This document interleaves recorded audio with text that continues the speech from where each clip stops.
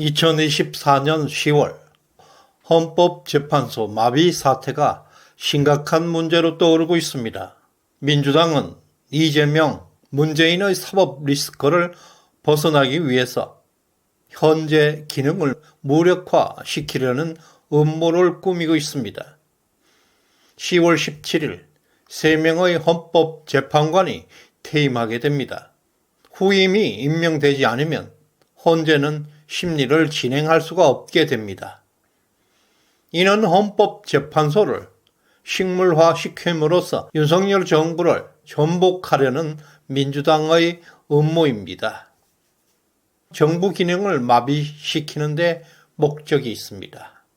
현재 이재명, 문재인은 부패 비리 사건으로 사면 초과에 빠져 있습니다. 문재인 가족 비리는 부패 수준을 넘어서 수사 중인 사건도 수건에 달하고 있습니다. 문재인은 가족 범죄뿐만 아니라 울산시장 선거 청와대 개입 사건, 서해 공무원 피살 사건, 월성 1호기 원전 경제성 조작 사건 등 권력형 비리 사건들이 줄줄이 이어지고 있습니다. 이재명 역시 곧 구속 위기에 직면하고 있습니다. 위증교사 사건과 선거법 사건은 11월 중에 1심이 확정됩니다. 그리고 대북 송금 사건은 내년 2월까지 선고가 내려질 전망입니다. 다음 달 11월부터 이재명은 정치 생명이 사실상 끝났다. 그리고 법정 구속될 것이라는 예측까지 나오고 있습니다. 뿐만 아니라 성남FC 불법 후원금 사건, 대장동, 백현동 등에서 사법 처리를 피해갈 수 없는 상황으로 치닫고 있습니다.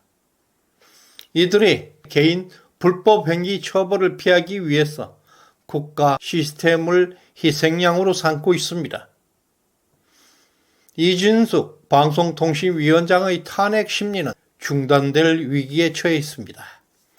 후임 재판관이 임명되지 않으면 민주당은 이를 악용해서 현재 좌파 이사들이 불법으로 장악하고 있는 MBC 박문진 이사진의 신규 임용을 방해하기 위해서 이준숙 위원장의 복귀를 방해하고 있습니다.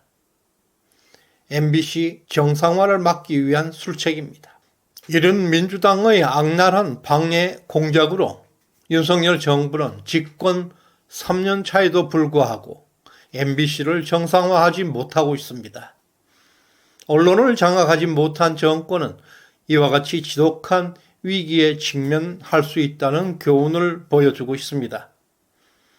특히 방통위가 정상화되지 못한 상황이 계속되면 이제 조중동까지 윤석열 정부를 강도 높게 비판하고 편파적 보도를 계속하고 있습니다. 이준숙 위원장이 속히 복귀해야 되는 이유입니다. 조중동을 비롯 언론들에 대한 강력한 제재, 정의가 살아있음을 보여주어야 할 것입니다. 민주당의 192석의 입법 독재로 사법부까지 장악하려는 시도가 노골화되고 있습니다. 헌법재판소는 그들의 주요 타깃이 되고 있습니다. 헌법재판관 9명 중에서 3명을 국회에서 임명하게 됩니다. 전통적으로 여당과 야당이 각각 1명씩 재판관을 추천하고 나머지 1명은 여야 합의로 임명해 왔습니다. 10월 17일 우파 2명, 좌파 1명의 헌법재판관이 퇴임하게 됩니다. 민주당은 입법 독재로 야당임에도 불구하고 2명의 재판관을 자신들이 민주당이 추천하겠다고 고집을 부리고 있습니다. 만약에 민주당이 2명을 추천하게 되면 헌법재판소는 좌파가 우세하게 됩니다. 이것은 이진숙 방송통신위원장의 탄핵을 인용할 수 있다는 중요한 분기점이 되고 있습니다. 민주당은 국회의 전통과 관례까지 무시하면서 헌법재판소 장악을 강행하려는 이유 중에 하나입니다. 또한 이재명, 문재인의 개인 사법 리스크를 덮기 위해서 민주당은 헌법재판소를 마비시켜서 무정부 상태로 몰아넣는 음모가 진행되고 있습니다. 현재 헌법재판소에 계류 중인 사건은 약 1200여 건, 헌법소원과 위헌법률심판, 탄핵심판이 대기 중에 있습니다. 헌재가 마비될 경우에는 국가는 혼란에 빠질 수 있습니다. 윤석열 정부의 통치력을 약화시키고 법과 질서를 붕괴시키는 데 집중하고 있습니다. 국정 혼란, 무정부 상태를 유도해서 단지 자신들의 개인적 불법 행위를 은폐하기 위해서 대한민국 법치주의와 헌정 질서를 크게 위협하고 있습니다. 이재명과 문재인의 사법 처리가 임박하자 좌파들은 극렬하게 반정부 운동과 함께 헌법재판소 마비를 노리고 있습니다.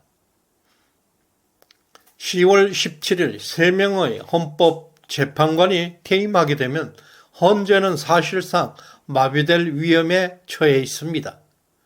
언론은 대대적으로 윤석열 정부를 강도 높게 비판할 것입니다.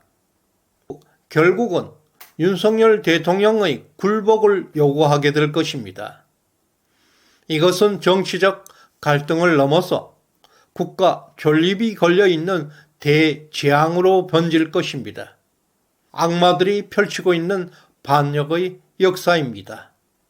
이런 악마들이 청산되지 않는 한 우리는 진흙탕에서 벗어날 수가 없습니다. 이제 윤 대통령은 중대 결단을 내려야 할 위기의 순간이 다가오고 있습니다. 그러나 윤 대통령은 담대하게 기다리고 있습니다. 만약 윤 대통령이 민주당과의 협상을 통해서 헌법재판소를 내줄 경우 최악의 상황이 될 것입니다. 그것이 바로 굴복이 됩니다. 정말 국가는 위험에 빠질 수 있습니다. 어떤 위협, 어떤 위기에도 헌법재판소 마비 사태까지 각오해야 합니다. 지금 윤석열에게 단 하나의 방법이 남아 있습니다. 바로 이재명과 문재인을 빨리 구속시키는 것입니다. 이것이 최선의 선택이 될 것입니다. 대한민국을 구출할 수 있는 유일한 방법이 될 것입니다. 그래야 이 나라는 악마들의 손아귀에서 벗어날 수가 있습니다. 이재명과 문재인이가 사법 처리되는 그 순간에 민주당은 정상을 되찾아갈 것입니다. 더 이상 혼란이 없을 것입니다. 지금 한동훈까지 가세해서 격렬하게 공격하고 있습니다. 이것은 마지막 불꽃입니다. 우리 보수 우파는 이 극심한 혼란을 정확하게 인식하고 참고 견뎌내야 합니다. 이러한 불량배들이 설치고 있습니다. 그들은 자신들의 이익만을 위해서 언제든지 배신할 수가 있습니다. 그럼에도 불구하고 보수 우파는 절대 선제 공격은 하지 않고 기다리고 또 참고 있습니다. 상대가 배신하면 철저하게 응징하는 보복자의 위치에 있습니다. 윤석열의 보복은 잔인하고 무자비하게 이루어질 것입니다. 어둠이 깊을수록 새벽이 가까워졌습니다. 지금의 이 암흑의 혼란은 더 나은 대한민국을 위한 여정이 될 것입니다. 구독, 좋아요 꼭 눌러주시길 바랍니다. 고맙습니다.